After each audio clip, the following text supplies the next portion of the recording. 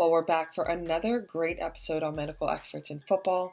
I'm Taiwa Deshigban, a physical therapist and sports journalist, and of course, your wonderful host. If you don't have that skill, necessary exposure, that's going to be some problem. Because once you go to the next examiner and he tells you what you said was bullshit, so it now becomes a huge problem for you. And that's Dr. Ibrahim, the team doctor for the Nigerian Senior National Team. We are glad to have you here today. So before we get into sports medicine, I always like to talk about culture, and obviously Nigeria is home for me. Where are you originally from? I'm originally from Kano, northwest Nigeria. Okay. But my parents live in Jos, which is north central Nigeria. My parents are originally from Kano, so that makes me indigenous of Kano, northwestern Nigeria. But I was born and bred in Jos, which is a north central state. Well, if I were to visit Cameroon and Nigeria for vacation, what's a nice little spot that I can kick my legs up?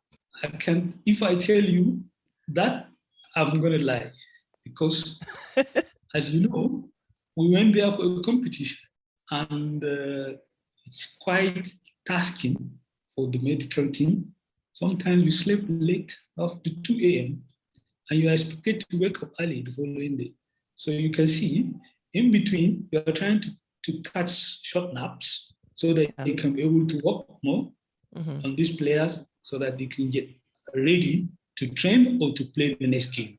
So give me one place, though. Give me one place in Nigeria that I could tell a fellow friend that they should just go and see. It's worthwhile. You can go to, there's Oburu. It's in south Nigeria. In I think it's Cross River. Okay. It's a beautiful place, and it's nice and secure.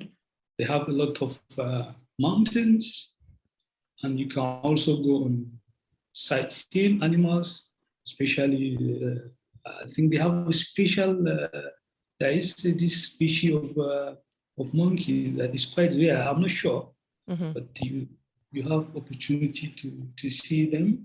Okay, cool. Yeah, I visited Nigeria, I want to say only once, probably when I was either 10 or 11. And I remember we did go to a beach, but the one thing that I've always wanted to do was kind of see a lot of the animals that obviously may not be as common in the States at these particular zoos. So that'll be on my list the next time I happen to make it out there. Yeah. Well, you know, this podcast is about soccer. So I'm always curious, did you grow up playing soccer? What type of involvement did you have as a youth? If I tell you that when I was in the primary school, when I was growing up, there is nothing I love more than soccer. Even the school, I love the soccer more than the school. And at times, my father would say, he said, I'm going to cut one of your legs so that you stop going. You have to concentrate in school. And then eventually, I found myself working with soccer. So it's quite, for me, it's quite enticing. It's something I love. I love doing. I love watching, and I don't mind reading, watching, listening. What was your position? What was your strength as a youth? Yes, I used to play in the midfield. Okay. So there is this player who used to play for France called Michel Platini, who was one of the UEFA executives at the time. Because I play the same style with Michel Platini, my nickname, people call me Michel Platini. And sometimes when you go to the soccer venues, you say, where is Michel Platini? Nobody knows me. They say, so Michel Platini, Michel. And because he played the kind of soccer, he said, don't touch me. So don't touch me. He doesn't allow you to get close to him. Immediately before you come, he quickly passed the ball. That Oh, helped him to avoid injuries at that time. yeah. So maybe we don't know. So people are saying that's how he plays. Don't touch me. So So you were fairly quick, a quick thinker, able to distribute that ball to yeah. quick forwards like me that typically love to score and do a celebration dance. Okay, well, let's jump right into medicine because I know some of the listeners are certainly probably from Nigeria, but there are probably other medical doctors, professions that are wanting to kind of see how your journey came to be the national team doctor for the Nigerian national team, but also the other things that you've been involved in from kind of working with the business administration side.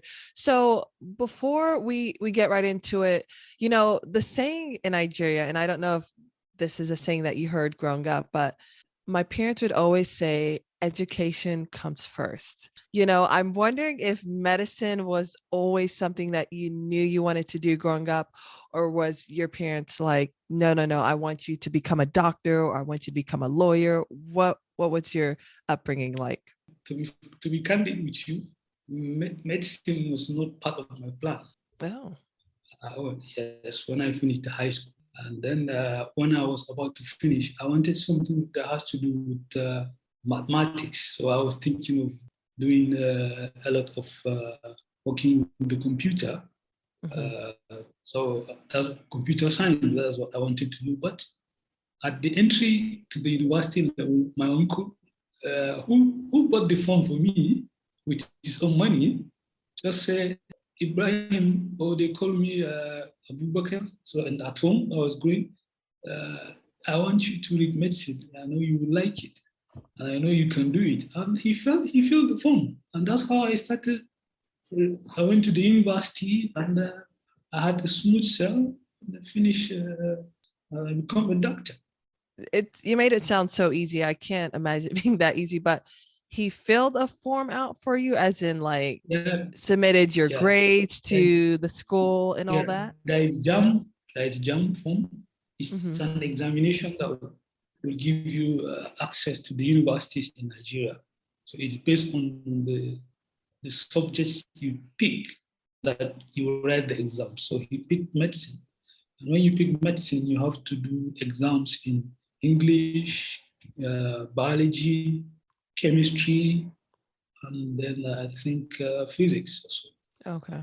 Uh, So how long is the schooling, the medical schooling in Nigeria? Because I also saw that you went to the UK to okay, also yes. complete like the sports and exercise medicine. So kind of tell me the general timeline from Nigeria to then So going to the let me UK. tell you, when I finished the medical school, I did kind of internship and youth service, and I was working in emergency as an emergency medical officer or doctor in Kano, where my parents are originally from. And then I eventually, through my wife, or my wife to be then, the sort of vacancy in Ministry of Sports. And the uncle said, please, take this vacancy. It's nice. You like it. I said, what am I going to do with the sports now? What kind of work I'm going to do? If I'm not going to play football and earn money. He said, no, we do a lot of traveling and you see so many things.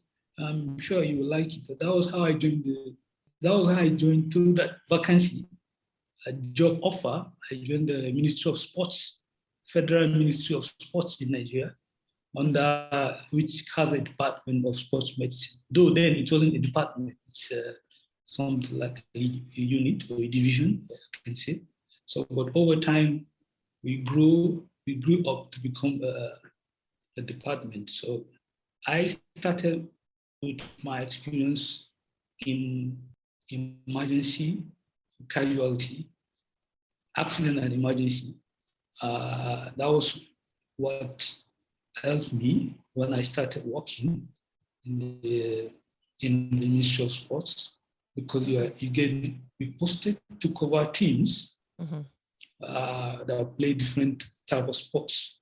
So my first work as a doctor, team doctor, I was with volleyball. And then after a year or two, I started working in football.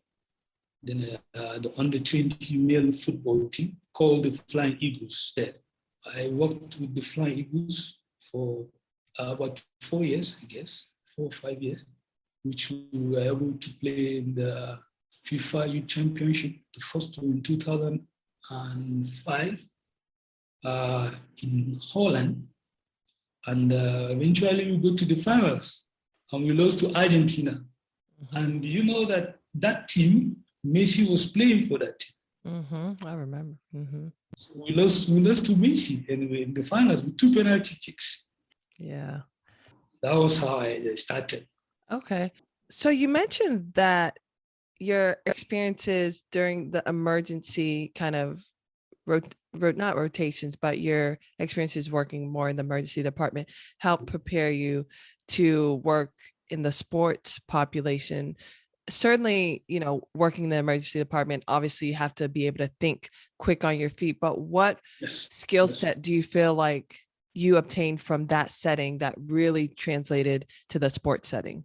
Well, I think the first thing is ability to recognize emergencies and be able to offer first-hand treatment before you eventually get to the hospital if needed.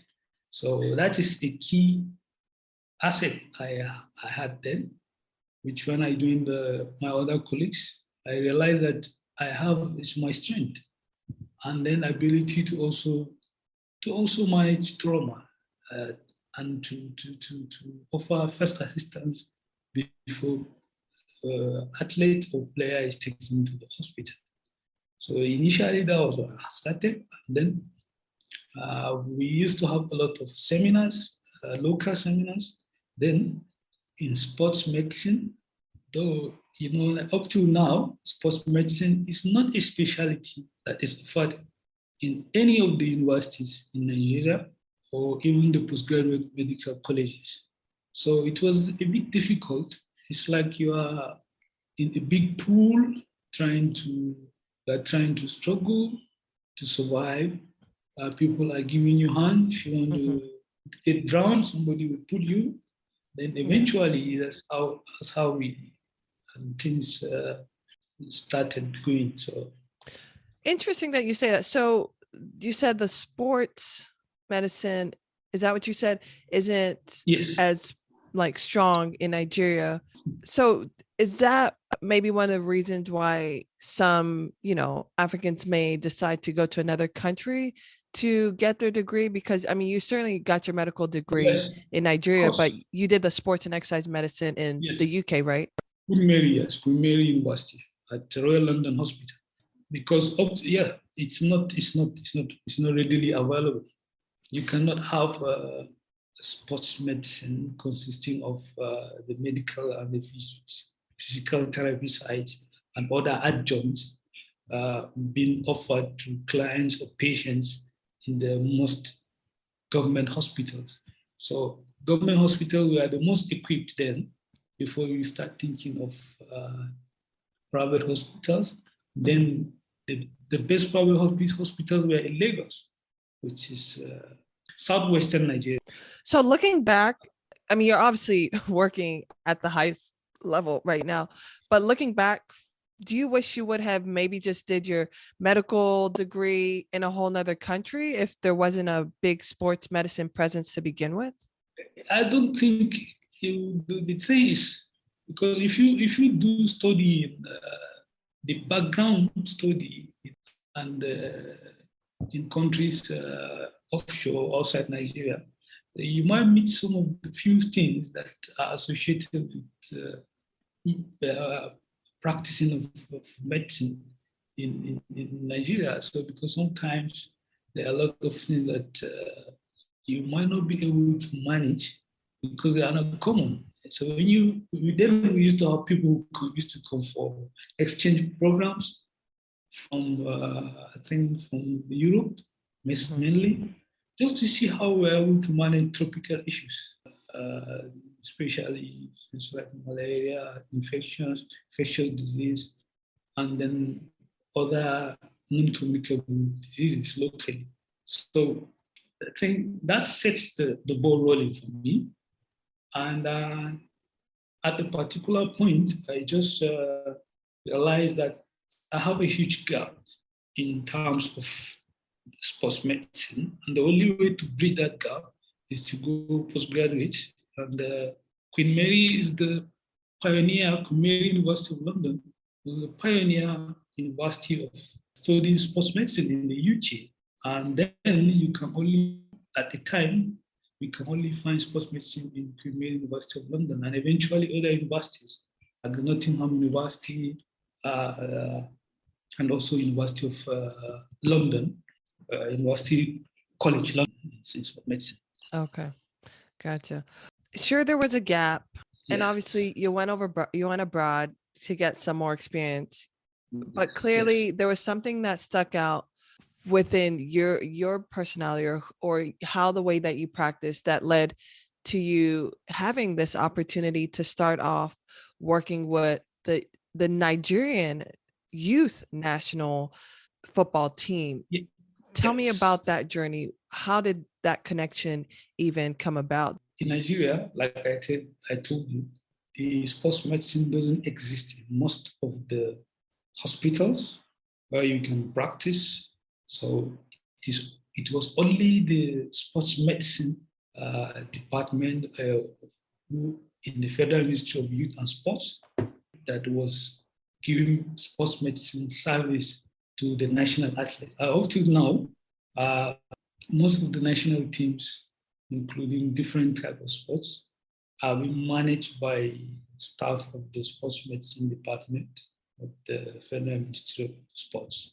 So, and this is I'm inside the department. So we have, as I'm talking to you, we have people getting ready to travel to UK for the Commonwealth Games. So I'm not going though. So people are getting ready to go to give sports medicine care to the Nigerian national athletes or Nigerian contingent at the 2022 Commonwealth Games, that is Birmingham 2022.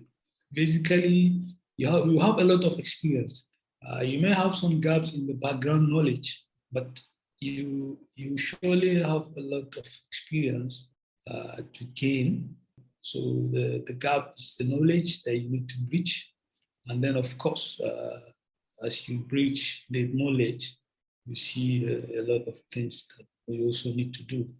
And let me make sure I heard you correctly. So, were you stating that you were working at a facility initially that were seeing some of these footballers? Not only footballers, all the national athletes. Oh, I see. Okay. Gotcha. So, and then we get posted to various teams. Some you can go. So I told you I started initially with volleyball, but in 2004 I was posted to work with under 20 male football team, which was coached by then Samson Siasia, one of the ex-international. Okay. And what was the process like because I still think there has to probably been a process where they actually interview, select which doctors they want for the U23, U20 teams. Did you have to go through a round of interviews, or had they already seen your work in the clinic to say, hey, he can do the job? Like I told you, because of the paucity of okay, this sports medicine in Nigeria, only the National Sports Medicine Center provide care to, depending on your experience and exposure and your passion, they will ask you to work with somebody who has had more experience with you as a physio or as a doctor, depending on where you are. And that's how I started with the then physio, although he's late now, who had worked with the national team then for almost I think 8 years or a decade before I joined. So that was I started, and luckily for me, I love football. So yeah, your experiences first working with the youth national team, what about those experiences helped translate to get you all the way up to the senior national men's team? Yeah, I've had the experience.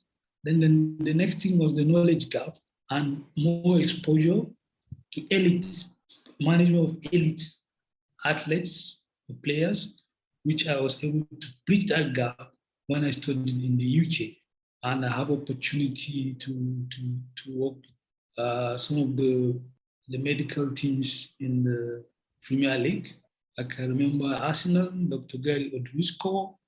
Then I used to visit Arsenal training ground in London, basically, and I also offer some first aid or support to the university football team.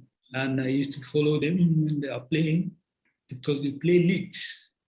All the universities, they play leagues on different sports. So, and this is how I was able to, I was bridging the gap, the educational gap, and I also bridging the gap on management of elite athletes, players, and getting the exposure from colleagues that are working with the big clubs or sports medicine clinics, like one in the Barbican. It's also it's in London. During that time, what do you remember some of the most important things that maybe some of the more experienced doctors at the time stressed regarding to kind of the management component within a team? It is important then to be able to make the correct diagnosis of injuries, medical issues associated with elite athletes, and be able to work with a multidisciplinary team in deciding exactly when these players or athletes return to play. Because at this level, you are dealing with the game at the highest level, and there's no room for error. Yeah. So you have to be precise. It's a very business-like environment. So that was what I was able to get, and then to be able to set out the management for each and every player, looking at his own or her peculiarities, and to be able to tell the coach or the national team or the federation when this player is going to come back to, because these players play for big clubs. And these big clubs have the best of sports medicine care in the world.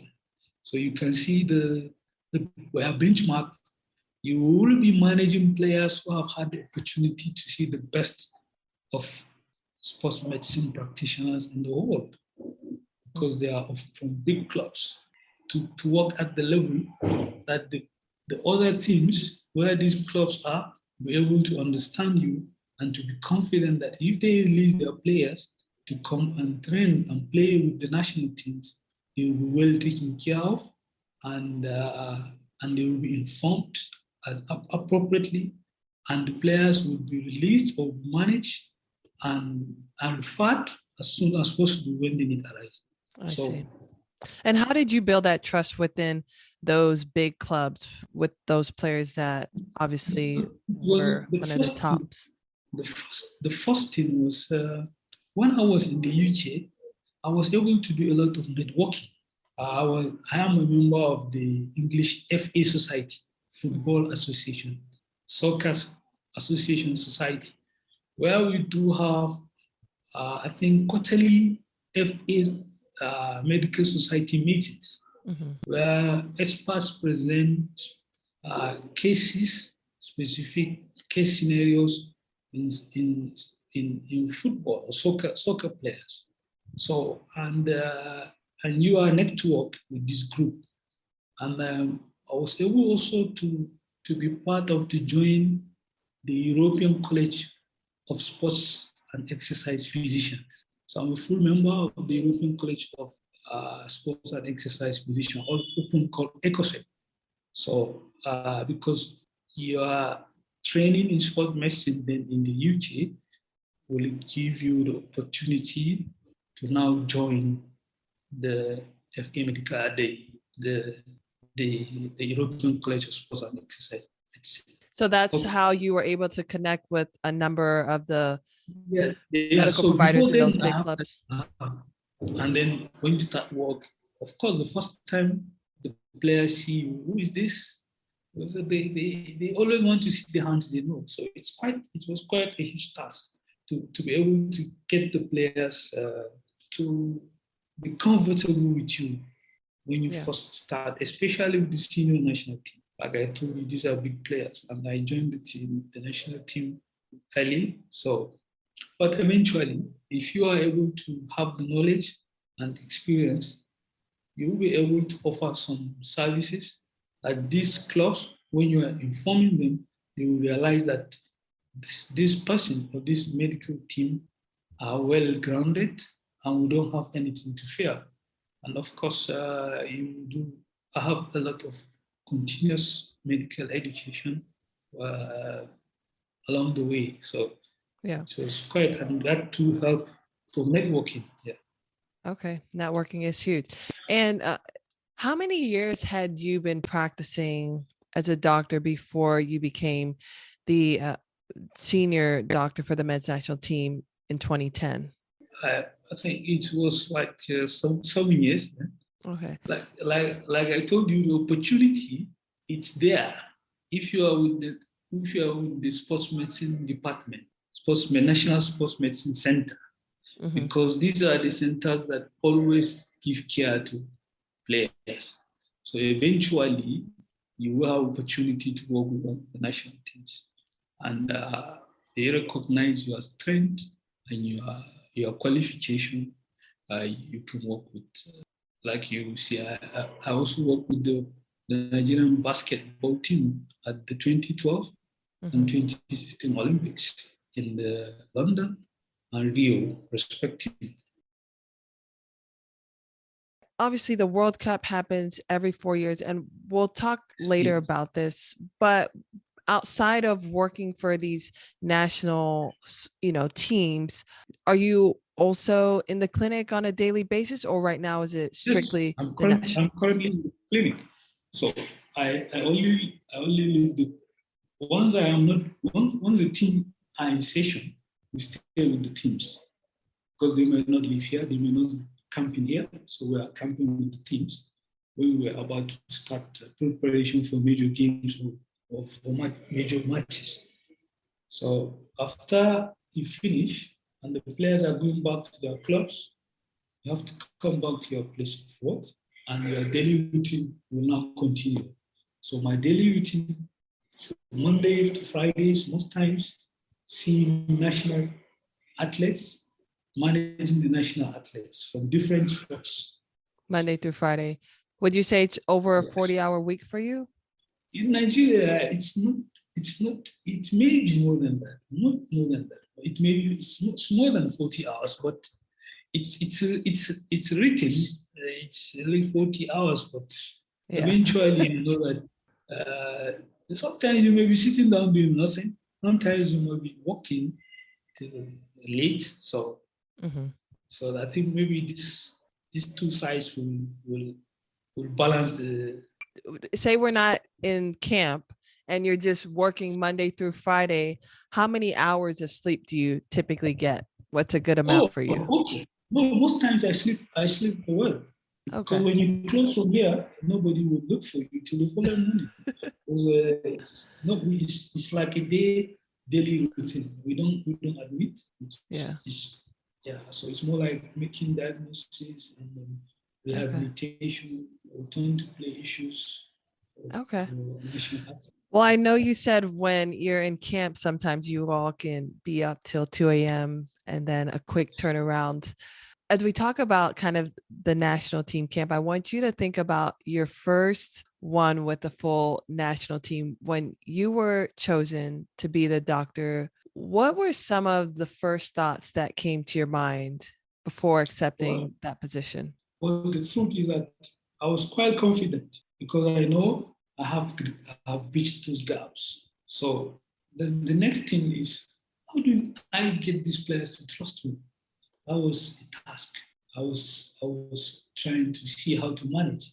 And as you start working with these players, the first impression matters for you. They will know whether you know the dots, because these players they know a lot about having management of injuries, just as being players, not as medical sports medicine practitioners. So when you start managing them, they see difference or management protocol that looks quite different from what they used to have in their clubs. Mm-hmm. They were curious. What is this guy doing? No, that's not how they do it. So that is why you are able. That gives me confidence because I'm able to bridge that gap.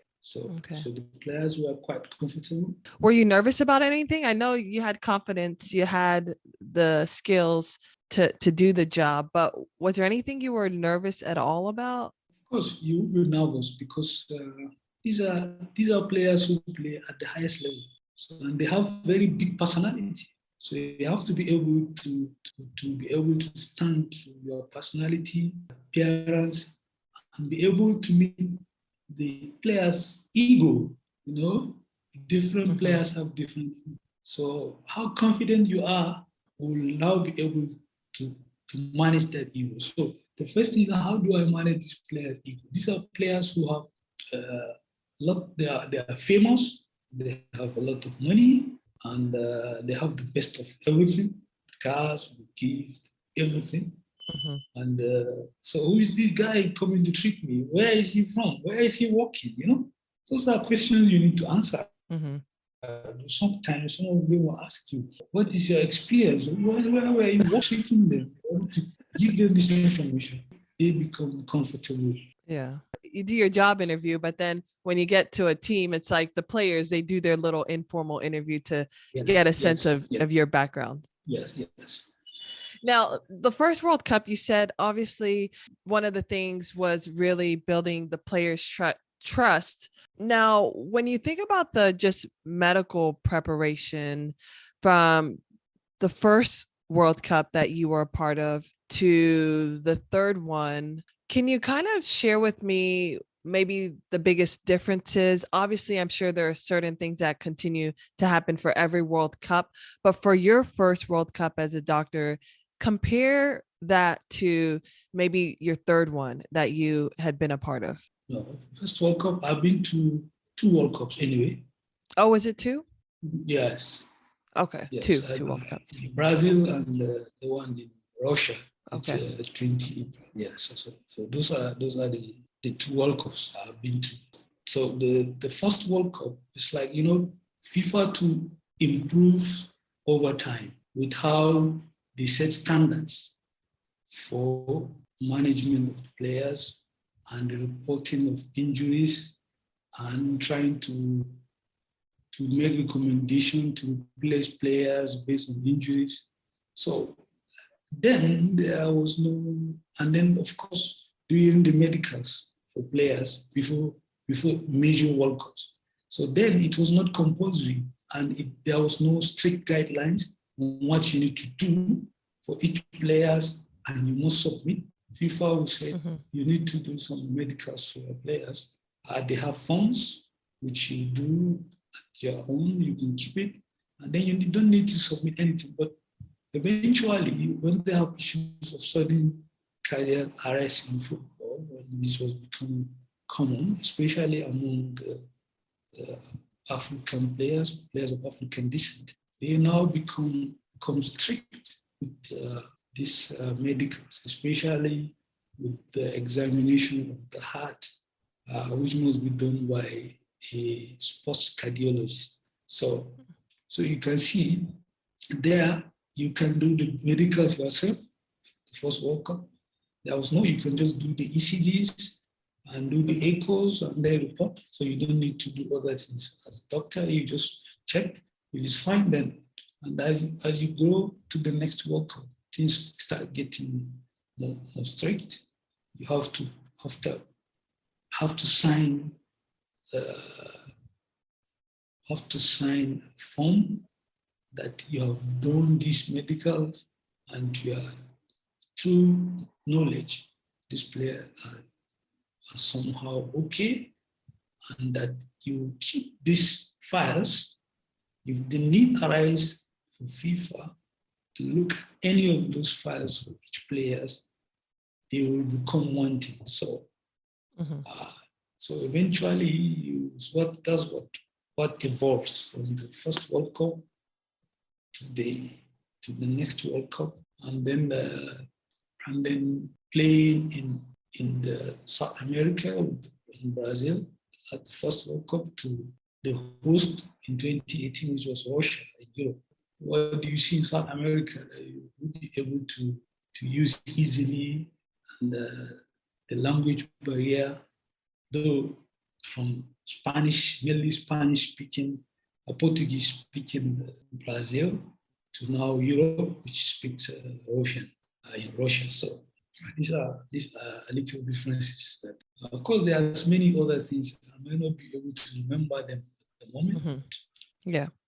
So it sounds like the first World Cup, regarding to FIFA, maybe there were some things not completely clear with, regarding to the medical treatment, but the second one, things got a little bit clear regarding to their guidelines. They become too strict. The first one was okay.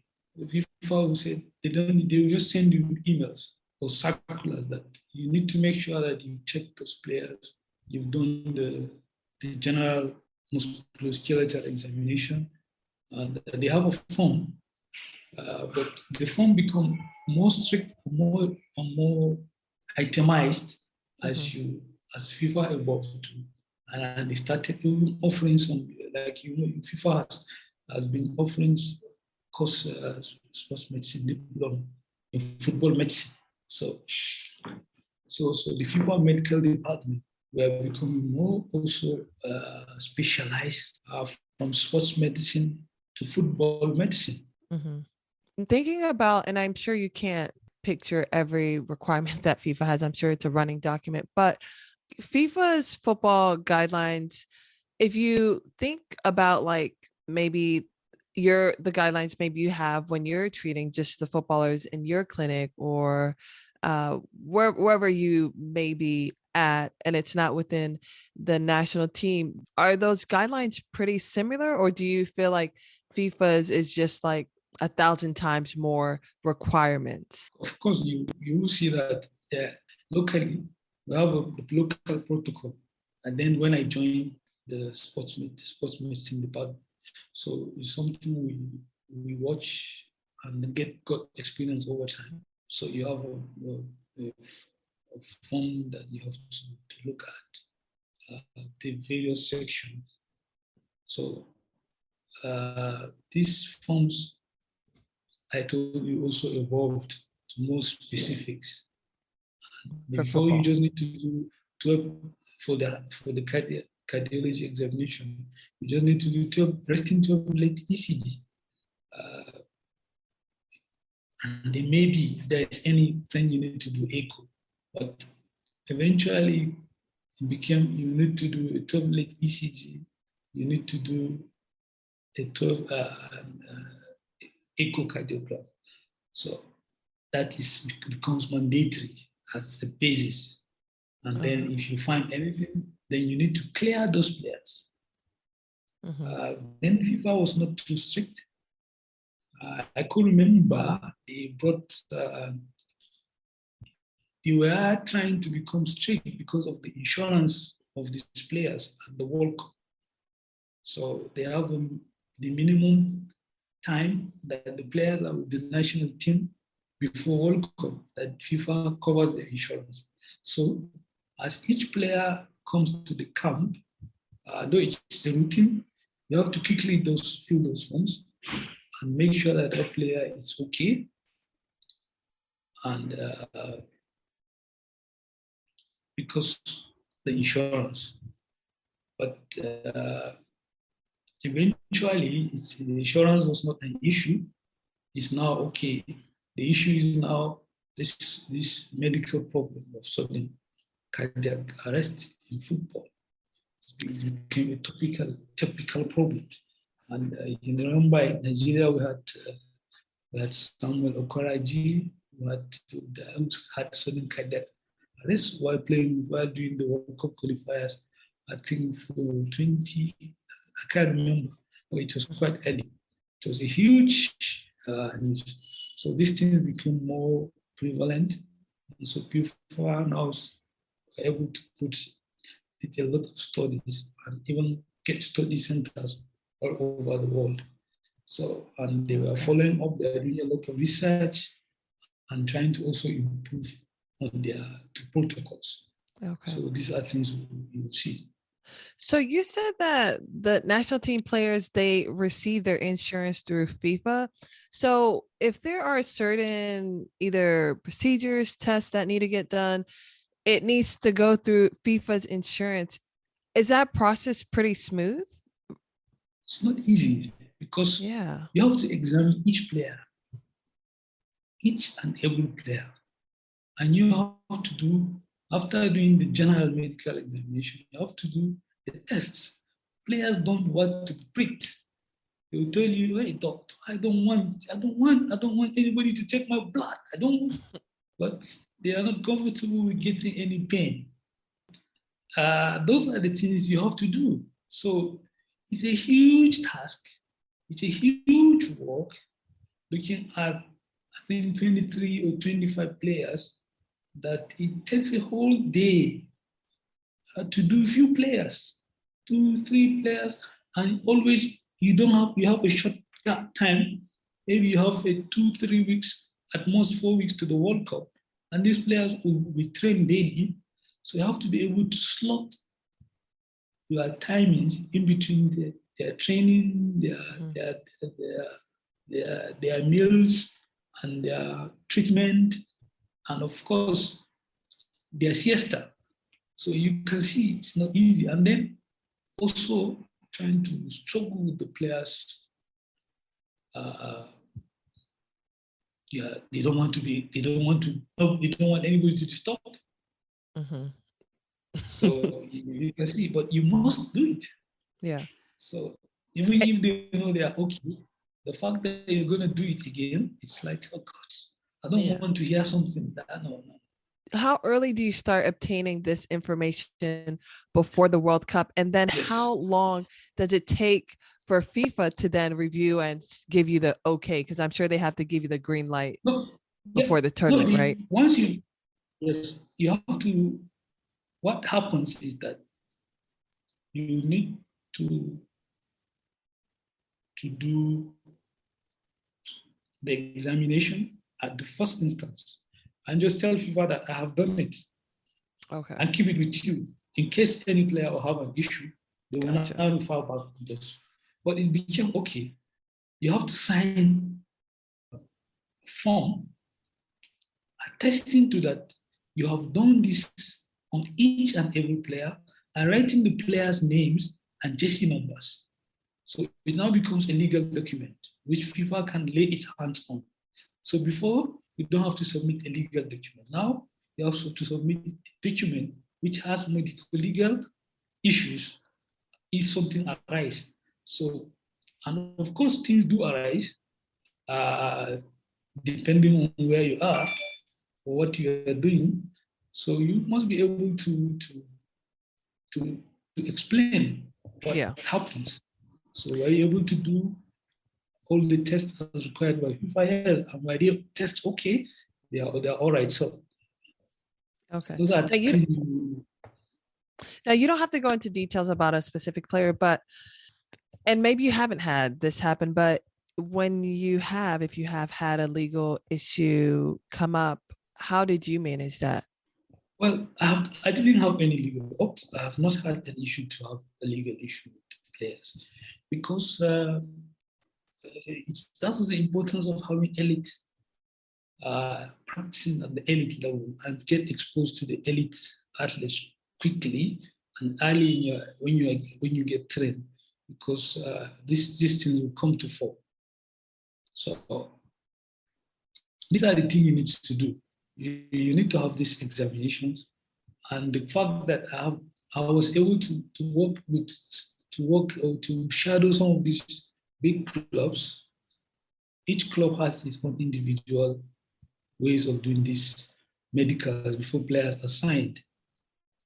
Though there's a general protocol as agreed by UEFA or English FA or the local club sides, FAs. So Okay.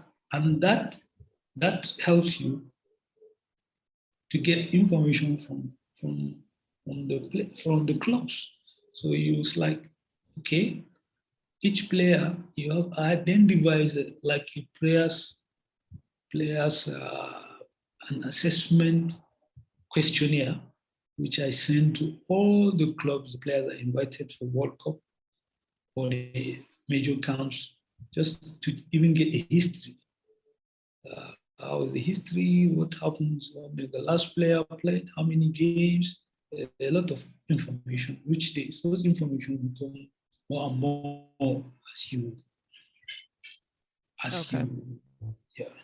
We've kind of heard what the preparation like is for the players, but as a medical doctor, obviously you have your work in the clinic, but what's your preparation like preparing to get these players ready for the World Cup and also to kind of take a step away from the clinic work that you're doing? How do you transition?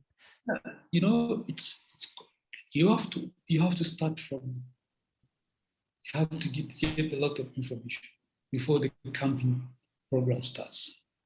So I had to World Cups. So you need to know where the medicals of the players, the camping sites, the local medical facilities, where you're going to camp, the experts that will you need if you need to referrals, players have injuries or medical issues, and how easy was you able to get the meals because these players they have kind of they have sports nutrition, so you have to be able to make sure that all these things are available and you are able to connect with all this information so before you start the camp.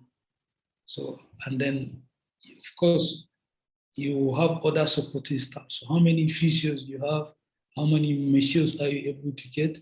So, do you need to have secondary hands to help you in your camping areas in regards to this? Because so those ones were huge areas, especially the supporting staff you work with in the medical team.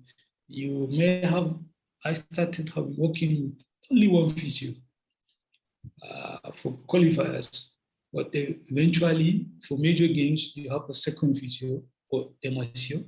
It's still not adequate for players that will do training every day. They need to do recovery to train and to play the next games. So these are areas that you also need to look at. And of course, you also need to look at medications.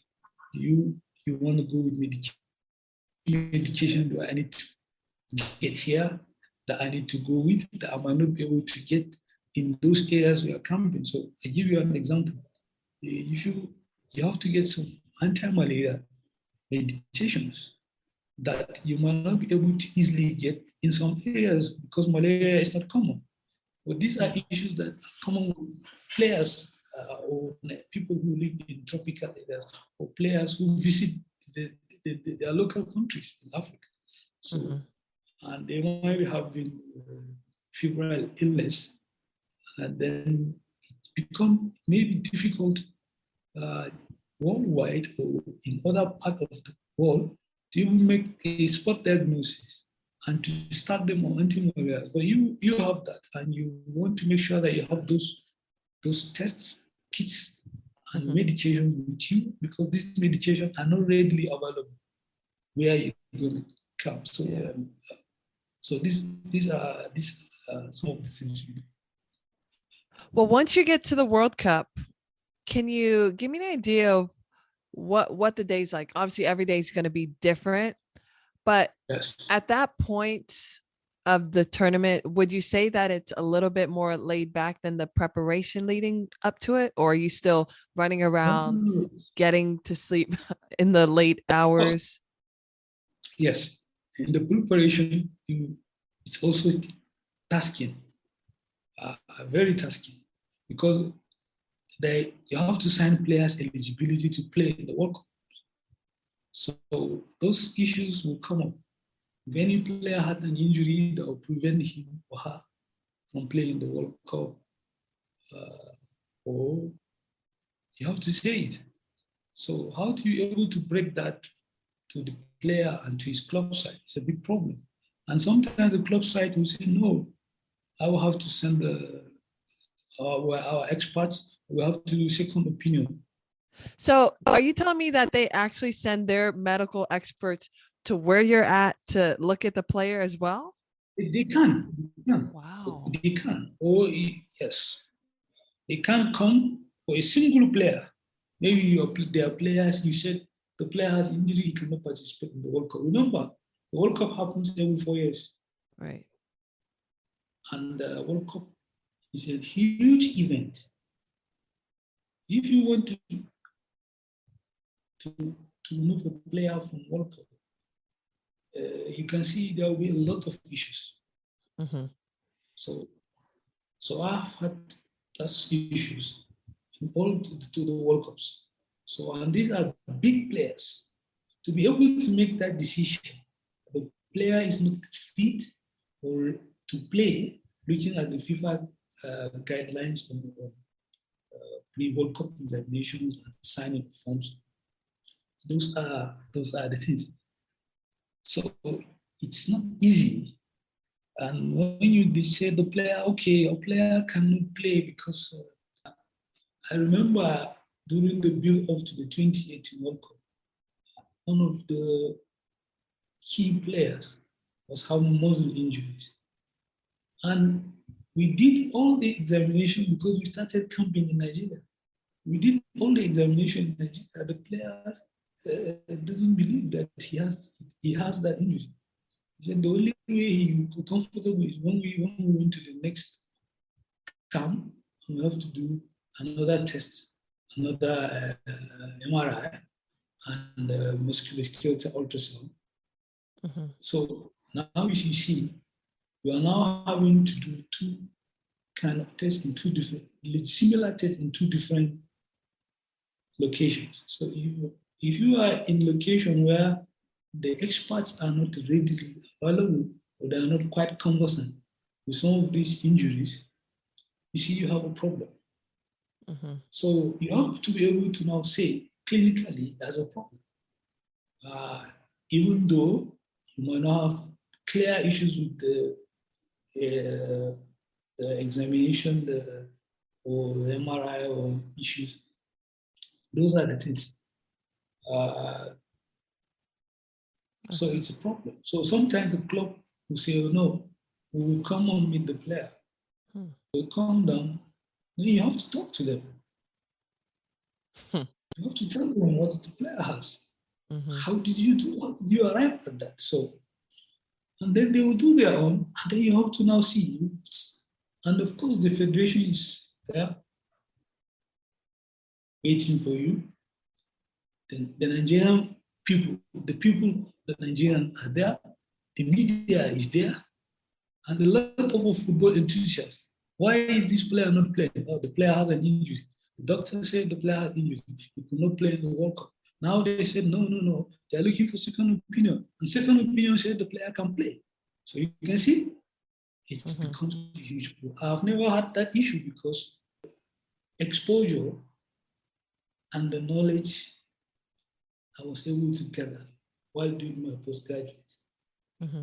So I had issues to do all these opinions, sometimes 3 times. And all opinions will likely go the same way. I tell you, there was a case where I wanted to do an MRI for a player who had rectus femoris strain. And the only place that we can do MRI was the next place we're going to come. And you have to do the MRI and confirm that the player is injured clinically and objectively before you say the clubs and the player will agree. So you don't have those experts. So you have to do. I booked an MRI. When I reached there, I realized the MRI was of very low quality. You cannot use it to make specific diagnosis. So the MRI has a very low Tesla count. And they had to resort to the use of ultrasound, musculoskeletal ultrasound. Okay, I said, okay, do you do have musculoskeletal? Okay, can you do? And if I don't have a prior knowledge of how to use or how to identify injuries or lesions with musculoskeletal ultrasound, I will be lost. So the radiologist was doing the ultrasound, but he couldn't even define where is the. I said, can I use it, please? And eventually, I saw, you see a large area of hematoma. I said, what? I said, yeah, this is the rectus femoris. So, and then you did that, and then the man report another muscle injured rather than the rectus femoris, which I have been telling the player, which you have identified. So you have to say, okay, that player will say, no, there's controversy in this report. You said that, the man said that. So we need to get a second or top opinion. And then it comes to, okay, when we go to Europe or when we go to where we are playing, because we have the best pick, then you have to now subject this player to an independent medical experts that will examine and give their decision. Some of them, they don't know you, they have never seen you. Maybe you just communicate email, you send those MRIs or those discs and they just read it. And if you don't have that skill, necessary exposure, that's going to be some problem. Because once you go to the next examiner and he tells you what you said was bullshit, so it now becomes a huge problem for you. Yeah, because then you have to kind of prove yourself and show them. Yes, that may be the end of it. Yeah, that's very true. The stakes are very high.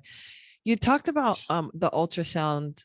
I guess I'm curious on site, if a player does happen to suffer an apparent muscle injury, I mean, you're skilled in, being able to use it, determine where the injury happened. So will you typically perform that on site, but then later on get the second opinion with the MRI, or is it normally you get the MRI, ultrasound only used if we don't have the MRI available? It depends on what injury. Like a muscle injury, like quad injury, like you were talking. Yeah. So if you are suspecting a major muscle strain, the gold standard for these players recognized by FIFA is an MRI. Right. Those muscles. But the MRI is not used for follow-up. So let's assume the player has a mild injury on MRI, and it's not an injury that's going to take a long time, maybe the next 2 weeks. And you have more than 2 weeks ahead of the World Cup. So if the coach says, okay, I'm going to keep this player, get him ready since it's going to take 2 weeks, you want to be able to follow the player objectively. Okay. And it becomes a problem. You cannot be subjecting the player to MRI every now and then. And even evidence-based wise, MRI cannot be used for follow-up in muscle injuries because it might give you a whole lot of issues. But an ultrasound, you can use it to follow up and be seeing the muscles real time. As you check, you see the muscles as they're getting better. If there's any hematoma, a huge hematoma, especially with contusions, do you want to do ultrasound guided aspiration of these hematomas so that you relieve pain, discomfort, disability as quickly as possible to get the player ready well ahead of time to play, to train, so that he'll be able to meet the team's aspiration for the World Cup. So these are those skills that gives you, put you in a different way, put you at a level that is higher. So when you are able to say confidently, I can use this, I can follow you up, I can be able to check, okay? And the players will say, how can you help me to get better? The coach will say, this guy, what do we do to make him better, faster recovery, so that he can meet up with the team's aspiration. So let's say a player has a major contusion. Rather than waiting for the contusion to go naturally, you want to see there's a lot of hematoma. If you are able to drain that hematoma, you might be able to reduce the time to return to play.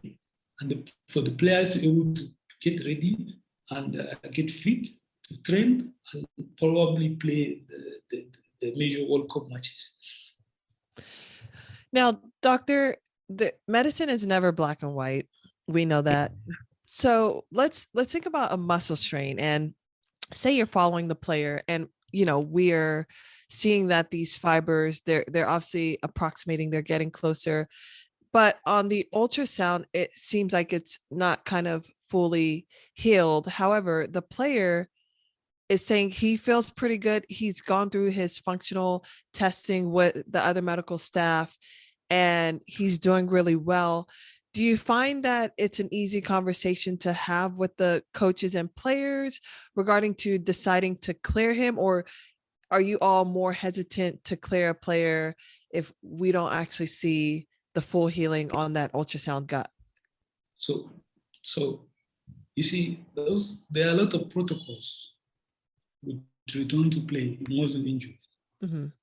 And the truth is that the return to play is guided by objective clinical assessment and rehabilitation, and able to carry out specific return to play tests. Right. So if a player is able to have all those tests and you don't have any recurring pain or hematoma or complaint, you might do an ultrasound, but the good thing with ultrasound is accuracy is quite well.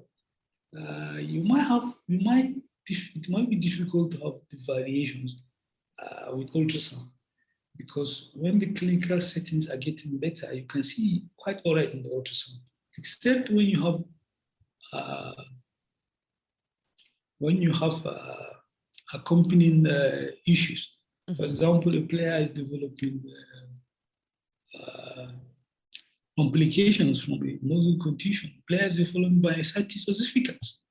So you see there is a lot of bone calcium and formation with the hematoma, and then you say, okay, this is a problem, because this one you may not be able to play at your best. So we have to be able to manage this myositis ossificans or this complication before you start training or before you play. Though you are playing, you are okay, but I'll be more comfortable with. So it depends on you and the coach now. When do you think the player can play? How can he play in the World Cup? What the federation will accept? Okay. So, doctor, if there's one memory, and it can be outside of sports medicine, that you always can look back and think, man, I had such a wonderful time, or it was a great experience from any of the World Cups you've been a part of, what would one of those memory be? The 2 World Cups. Playing your first game in the World Cup. Yeah, first game ever. Mm-hmm. Sitting on the sidelines. Yeah. And then you are now on the TV all over the world. And then I see people watch World Cup all over the world. And you start receiving messages, emails. It's something you can always remember. And it's a game that you have so much passion for. And you are here at the highest level, playing the first match. Of course, you want to make sure, okay, I've done my job, we have done our job, the players are fit to play, all right, they have to win. Yeah. The team doesn't win, so Get it done. you feel sad. Yeah. So those are, and our first game was against Iran, I think. Iran, Okay. the World Cup. It was a draw game anyway, Yeah, I remember but that one. at least that gave us the opportunity to qualify for the next round because we were able to play that and then win the second game against, I think it was Bosnia Herzegovina. That was, we were able to beat them 1-0. Mm-hmm. I think one of the players is not Shevchenko. The player who was quite popular then was playing with. And that player is a player like an idol. So now you are with the player live. And you can have opportunity to have pictures or to say hi. Yeah. It was quite exciting. And to be able to make it all the way from getting the player assembled, getting them ready. Now, with all the excitement, though, a month-long World Cup, does it feel like it's a lot longer because there's so much going around from leading up to the game, outside of the matches? Does it feel like you're there for like Of months? course, it depends. The World Cup is all 30 days. The whole World Cup period. That is if you win get to the last stage. Mm-hmm. That is the semi-finals. So if you get to the semi-finals, you have to stay to the last day. So you have to play to play this game even if you lose the semi-finals. But we didn't have any opportunity to cross the first round. The last World Cup, we qualified for the first round. But if you look at the days of the camping in the World Cup period, we likely spend the first World Cup, we spent like probably 15 days in the World Cup. And then you have spent like 3-4 weeks. So it's like your whole lost in the job. You have a lot of, you have your family, you have your friends, maybe. So it's like you have gone away and it's quite tasking. Yeah. So much task that once you are done, all you want to do is to recover. And Yeah. recovery is, I just want to sleep. Is that your recovery? That's all you do? You sleep? You don't go on vacation? I make sleep? sure, yes, what I do is I make sure that if I go even for my major matches, first, once we come back, I make sure that I keep resting, sleeping, just lying down on the bed, and then walking around when I feel like sleeping, go and sleep at least 48 hours. That's how I cope. And I've been able to, time that has helped me anyway. Those are one of my coping strategies. Rest, rest, rest. That's a Rest, good rest. one, because sometimes when friends are like, hey, I want to meet up, I'm busy, but my busyness is just sleeping. That's it. Nothing else. Even if you don't feel like sleeping, okay, I'm resting, I'm not walking, Uh-huh. the brain is resting, it's not thinking. So maybe you're thinking something that you enjoy doing, or it's Yeah. something that's outside the what you are doing for the World Cup. So when you come Yeah. back home. Yeah. But lastly, can I just ask you a couple of questions for future sports medicine doctors? What is one social skill that allowed you to obtain the position and also continue to stay with the national team for all of these years?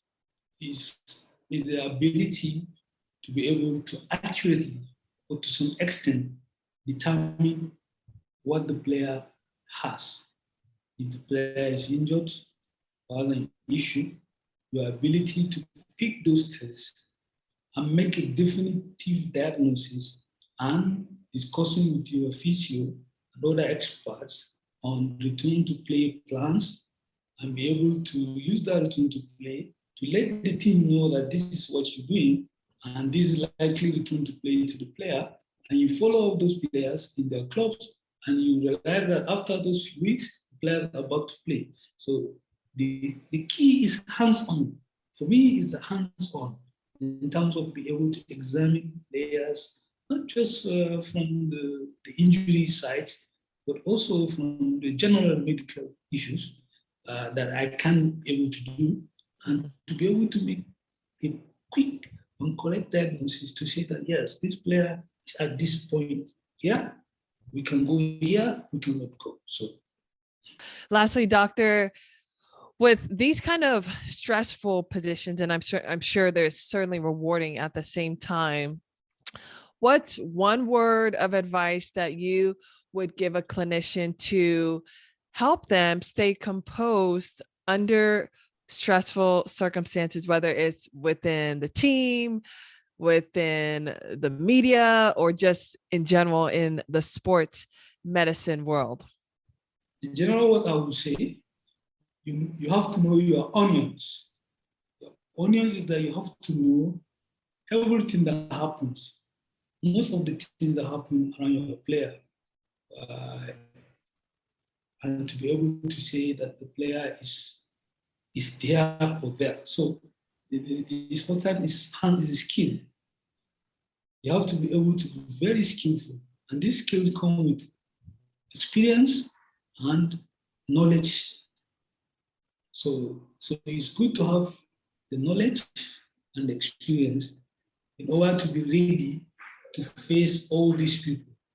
Now I meet you. I remember you sent me questions, you would ask me the areas of discussion, but I just, since that time, so these things I'm talking to you, these are things I know, these are things I do every day. So it's not I have to read them. Yeah.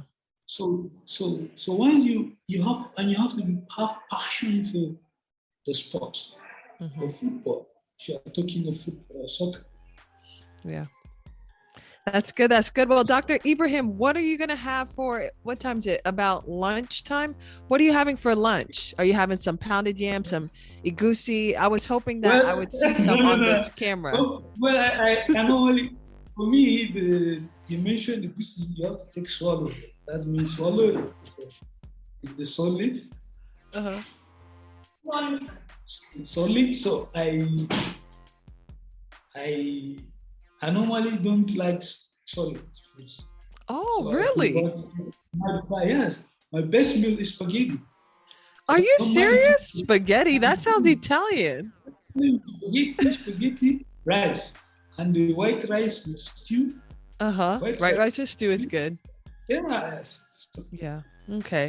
Yeah, jollof rice. I love jollof rice. So if you ever feel generous, you can certainly send it my way in the States. I'd be very grateful. Okay. Thanks for tuning in with Dr. Ibrahim. Now, don't forget to rate, subscribe, like, and of course, share with your fellow colleagues so they can be in on all the good stuff.